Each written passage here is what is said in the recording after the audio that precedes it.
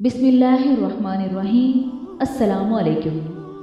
रसूल सल्लल्लाहु अलैहि वसल्लम ने बात को आगे बढ़ाते हुए कहा, जो मैं आगे बढ़ता था रोशनी अजीब और दिल में उतरने वाली होती जाती थी। नूरानी पर्दे हटते जाते थे, यहाँ तक कि मैं अर्श मुअल्ला के करीब जा पहुँचा। मेरा दिल और दिमाग रौबे इलाही से भर गया।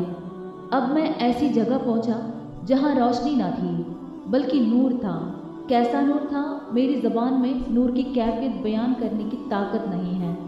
ना दुनिया में मैंने कोई ऐसी चीज़ देखी है जिससे उस नूर के बारे में कह सकूं कि उस जैसा क्या है। मैं हैरान खड़ा रह गया। मेरे खड़े होते ही आवाज़ आई, ऐ मोहम्मद नज़दीक आओ। मुझ में हिम्मत हुई और मैं आगे बढ़ा, लेकिन उस नूर के रौब से मेरा सीना भर गया। मैं चलते चलते ठहर जाता। मेरे ठहरते ही आवाज़ आती, ऐ मोहम्मद नज़दीक आओ। मैं फिर चलने लगता।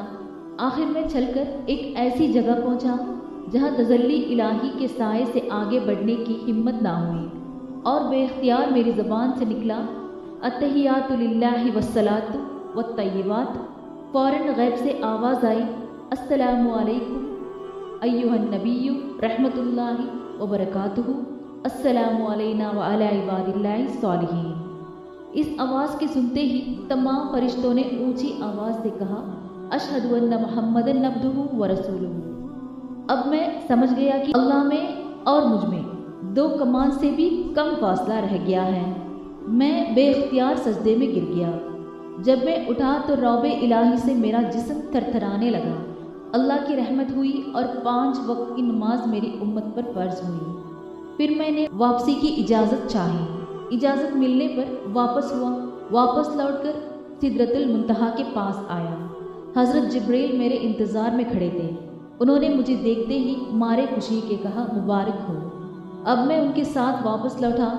थोड़ी दूर चला था कि एक गज़बनाक चेहरे वाला सख्त मिजाज फरिश्ता मिला। उसने मेरी ताज़ीम की, पर उसकी पेशानी का बल ना किया और उसकी हर अदा से संगदिली टपकती थी। मैं उससे विदा होकर आगे बढ़ा। रास्ते में हज़रत जिब्रील से पूछा कि ये सख्त मिजाज फरिश्ता कौन है।